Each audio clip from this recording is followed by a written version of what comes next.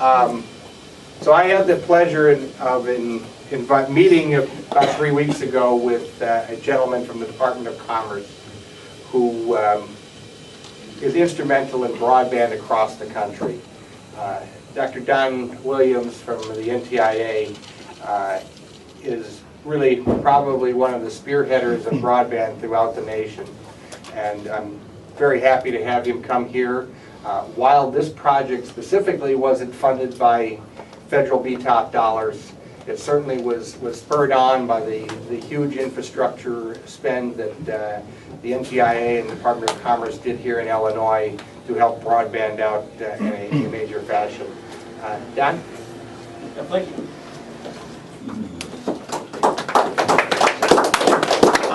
It's just great to be back in Chicago. I have family that lives downtown, and got to visit them last night and come here and got a great tour of the facility this morning. And it's a wonderful project. And also happy to see some BTOP grantee recipients in the audience. That's always good. So from NTIA's point of view, we did the BTOP program. And we had grants of over $4 billion around the country in every state and the territories.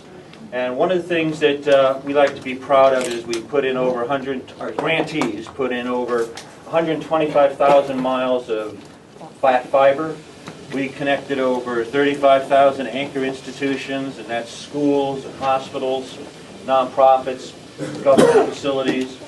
We trained over 50,000 people in digital literacy programs from around the country, and that was a wonderful thing. Alas, we have no more money to give out. Yes, sorry about that. This year. So hopefully next year we'll have some sort of small planning grants, because we've started a new program, because from our point of view, broadband is a function of basic equity.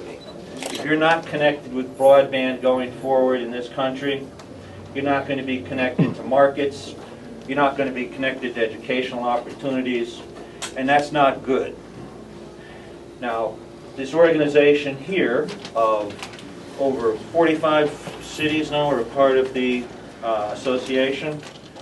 I've worked with consortiums before. It's wonderful that 45 cities have gotten together to work on infrastructure projects. They work on economic development projects, and they work on educational projects. And from my point of view, and from the point of view of the administration, broadband's all of those. Broadband affects your educational opportunities, it affects economic development packages, and it affects everything that you're going to be doing going forward. So, I do have some comments, don't panic, I'm not going to go, right? Okay. Just a few things. Oh, thank you. Ed is very gracious, as always. So we started a new program called Broadband USA. And what we're doing in Broadband USA is we're taking lessons learned from our grantees from around the country. And our grantees included people in the private sector, nonprofit sector, not-for-profit sector, higher educational institutions, and some municipalities. So we had a wide range of grantees doing fairly remarkable projects. Most of my grantees were in the Deep South or the Northwest. And I can tell you for sure that when we were in Mississippi and Alabama, and we were hooking up communities that did not have broadband, the change was amazing. I mean, everybody was excited about it. It was wonderful. We also hooked up places in Indian tribal reservations out west. And when you're thinking rural, I'm going to tell you rural. We had to build roads to put in the towers. We were connecting people who did not have electricity, and now they got broadband, and we brought in generators. That's very rural. That's a different kind of rural than we have at the moment here. So all of that is good. So we're doing Broadband USA, we're taking all those lessons learned, and we're going to be running workshops, webinars. We're putting out some papers. We just put out one on public-private partnerships. And this project here is a great example of what the administration is particularly excited about. And that is using the know-how of both public sector and private sector actors to distribute broadband, deploy broadband in areas where it's underserved in those communities. So we salute you, it's a wonderful project. The other thing we're doing is the administration put forward at the end of April something called the Broadband Opportunity Council. Broadband Opportunity Council is 25 executive agencies, including the Department of Commerce, which chairs the agency. Well, we co-chair with, we co-chair it with the Food and USDA. We like to say we're chairing it, but we're actually not. There's comments due on the 10th of June from the public. And what we'd like to see is comments from groups such as yourselves, cities, private sector actors, on what it is the federal government can do to facilitate the deployment and adoption of broadband. You can submit your comments online with emails. You can still use snail mail, but that's very painful for everybody to look at, so we don't really want that. But if you do it by email, that would be great. If you log on to the website, NTIA, at the Department of Commerce, you have links, it'll help you, and you can look at what it is that we're looking for questions to answer. And really, we're really trying to get people from the communities to tell us what is it we can do to assist you, and what rules and regulations have you encountered in grant programs that prohibit you. For example, there are some grant programs where you cannot utilize any of the grant money to put in broadband conduit, when broadband conduit would be incredibly easy and cheap to put in because of the federal rules. So all things like that, we're trying to get rid of those and make that better.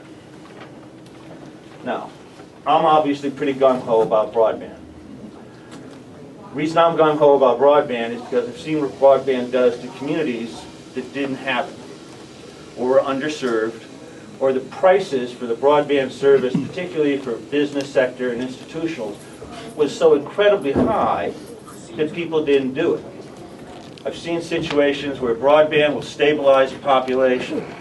Now, some people are thinking, we need to get high-speed broadband because we want to have a giant call center. We would like Google to come here.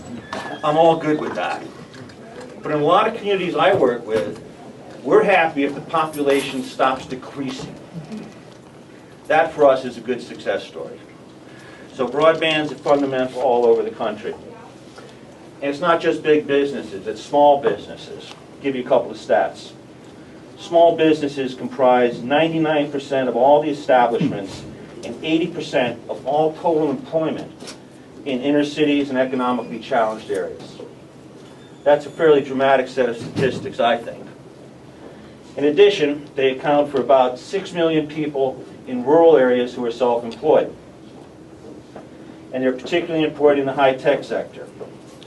Roughly about 40% of all high-tech sales or high-tech sector jobs are utilizing people from rural areas and small businesses. It's really hot, I'm sorry. I'm melting. I should be in the room, right? That's the coolest place. In any event, yesterday in the Wall Street Journal, there was an article about Chicago. And the article was entitled, "The Silicon Prairie Returns." Now, if some of you remember back in the 90s, Chicago was called the Silicon Prairie for a while.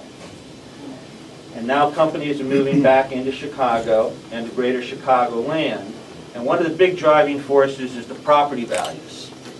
And while property values is a great part of an economic development package, broadband connectivity is part of every economic development package going forward for communities that are going to be successful. Okay. Can I still go forward? Sure. Thank you, Ed. You can count on Ed. That's a good thing. Well, in any event, e-government services. A lot of people here are representing city governments amongst those 45 members. E-government services, they will reduce your overall operating expenses. They will increase the ease and facilities of your businesses and individuals that are trying to become more productive in your community. So it may not look like it's going to create changes overnight, but it will going forward. So I encourage you to do that. And it all starts with fast networks. Fast networks just like the one we're celebrating here tonight. With that, I will stop. Thank you all for coming.